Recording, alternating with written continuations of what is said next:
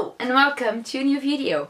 Today I'm here to do a tag that I have not been tagged in, but I think it's a really cool tag, and that's called the summer reading tag. So I saw this on Peruse Project's channel. The original creator and everything I'm gonna leave down below in the description box so you can check the original tag there. This is all about summer and summer reading, and most of these books are already on my previous months, so I hope you don't mind that part.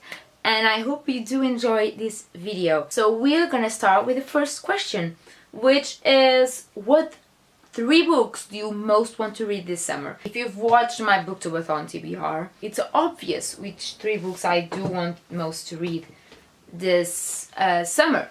So one of them is The Upside of Unrequited by Becky Albertalli. This is Becky Albertalli's second book. This is a story of Molly Peskin-Suzo, and she has many crushes, but she has never been in a relationship. I really want to read this book. I've heard amazing things about it. I really enjoyed Simon vs. the Homo Sapiens Agenda. I think it's going to be a really cute, funny, interesting, cool YA contemporary book to read. I am loving contemporary YA more than I in the beginning did. I started YA by reading Dystopian, but I do enjoy, and I can't wait to read more of this author. So that is why this is one of the books I most want to read this summer. The other one, it's also very obvious. It's Sophie Kinsella's new book, Surprise Me. And this is a book about an already established couple living together, being together for 10 years, Sylvie and Dan. They have twin girls. They seem to be the perfect couple. What that says in the description is that someone mentions to them that they're gonna be together for the next more 68 years, and they freak out because they are in such a rhythm, and so they are so comfortable with each other that they are literally seeing their life being a war, and so they start trying to surprise each other. And of course, because this is a Sophie Kinsella book, something is gonna go wrong. There's gonna be misunderstandings, funny situations, really awkward moments, and I mean laugh out loud things that I know I'm gonna love. I love Sophie Kinsella because not only are her books really funny and really well done in that regard, so she also gives her characters a lot of heart, and they are very real. So a lot of the things behind why they are so awkward, or like why does the plot takes off and such weird things happen, it's because in the center of it all there's this question, and it's a very personal problem or story or secret that we don't know in the beginning. And so usually her characters have a lot of heart, but they also have a lot of awkwardness in them, and I love them. This is our most recent read. I finally got my hands on it, and I can't wait to read it this summer. The other one is a book that I've seen everywhere on BookTube. I did see it in London and didn't buy it there, but I did buy it this June on the Lisbon Book Fair. It is in my haul, you can check it out. And that is Eleanor Oliphant is Completely Fine. So again, another contemporary, this one as Sophie Kinsella's one in the UK. It's called funny and touching and moving, and by the synopsis it reminds me a little bit of the Rosie Project, but also a lot like contemporaries, but with a lot of heart and soul, and you know, some issues that the main character has to figure out and to deal with, because I think she hasn't yet, and I think that is the problem here, because she leads a very simple life and no ups and downs, nothing very special, no attachments, and sometimes she notices that there's everything missing from her life. I can't wait. That this was the winner of the Costa Book Awards 2017. It was a #1 on the Sunday Times bestseller list.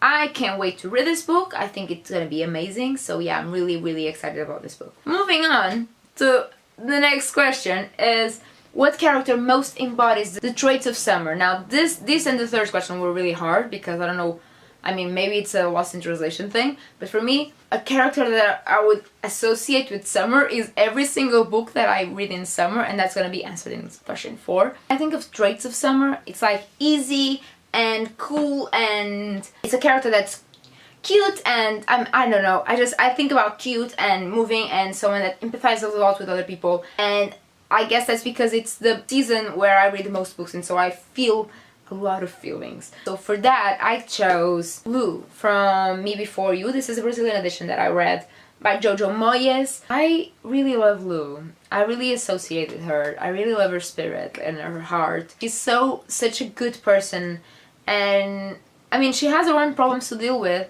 but she's such a good person with such a great heart. Yeah, so I just thought of Summer and her. She's also very bubbly and happy. Third question, what book do you most associate with the physicality of Summer? Again, maybe a little bit lost in translation for me, but for me it was, I mean, the book that, because of what it's in the book, and so like physical like descriptions and stuff, the book that comes to my mind right away is We Were Liars by E. Lockhart. I also read it during summer, which also helps. But even the cover, it's like there's water and it's blue and really pretty. It's set in an island where this rich family goes to spend the summer every year. So it's always about this family, cousins, everyone playing together, and so it really like the physicality of summer for me.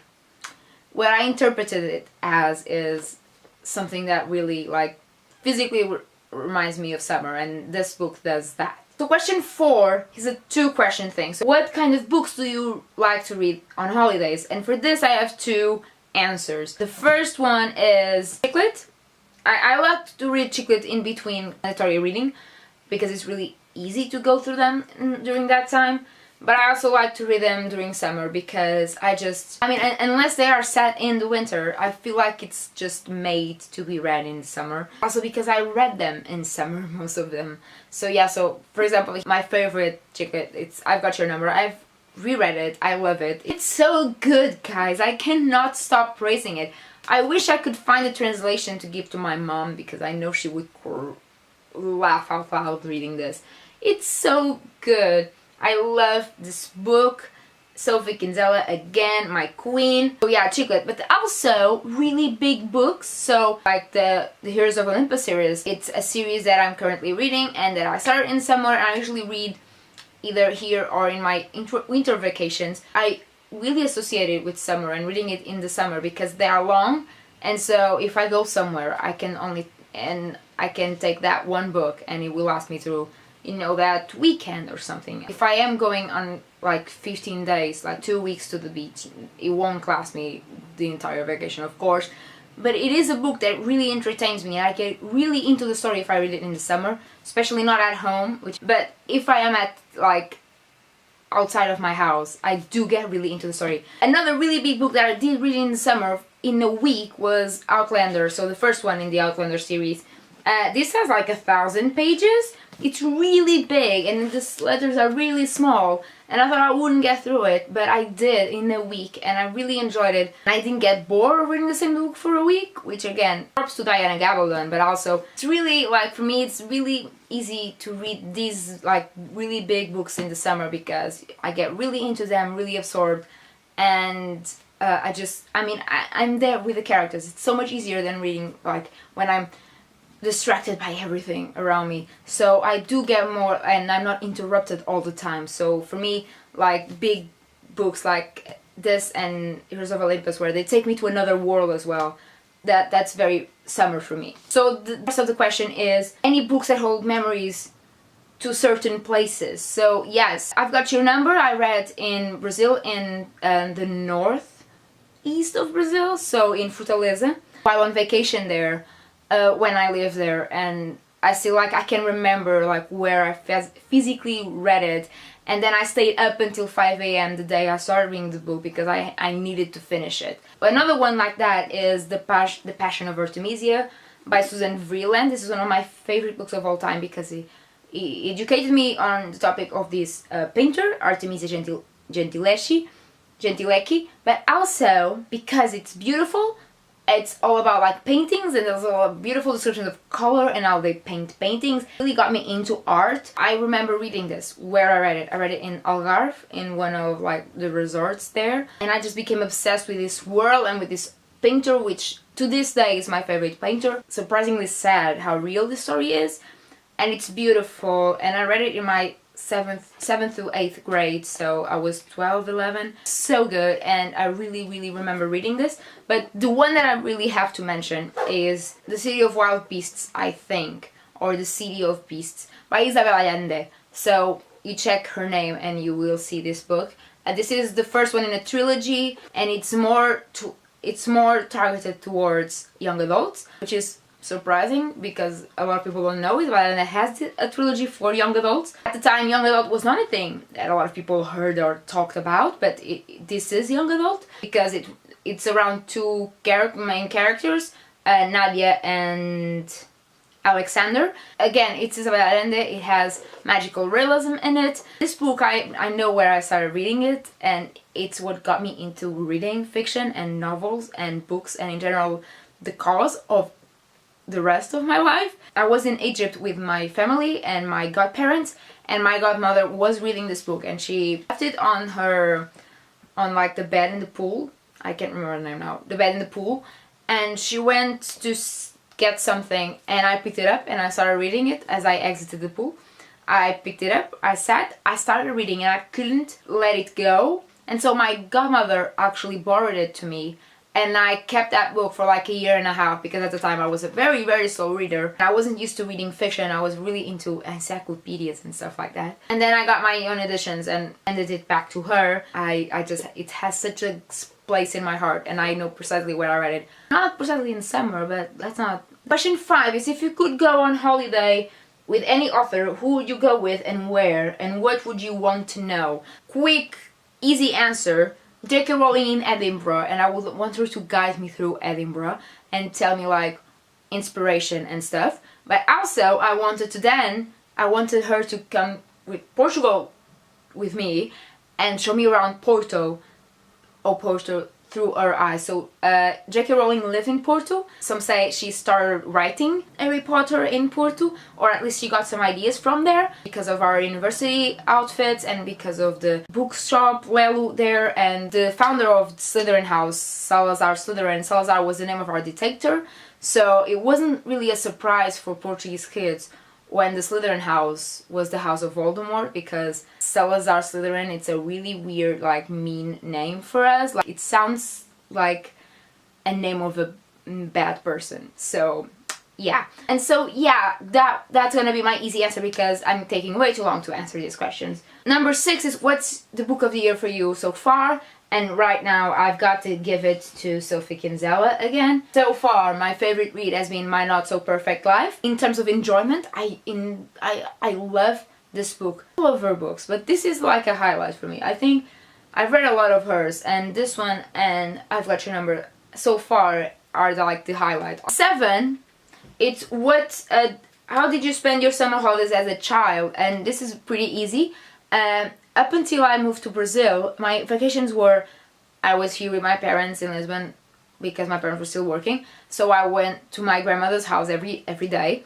I watched a lot of movies on my little computer that was my dad's, so it was an old computer that read DVDs. Then my grandparents from my dad's side would take me to their summer house in Alentejo for 2 weeks, and I would, you know, like go to the beach there and hang out with them. And then the next 2 weeks in July, I would go with my grandparents from my mom's side to Algarve, where I go every year and up to this year, so I'm not going this year. But I went every year since I was born with them there. And then when my parents finally had their vacation, usually 2 weeks, we would either, when I was a child, we would either go abroad or we would go to like the Algarve or to the south of Spain. And sometimes we'd also have like a mini vacation, like abroad, either by the end of the summer or in the beginning of it. There was a lot of time to read, as you can tell, and I was an only child, and so when I went with my grandparents, I had nothing to do, so I read always. So number 8, it's again, what are your plans for the summer? So my plan for the summer is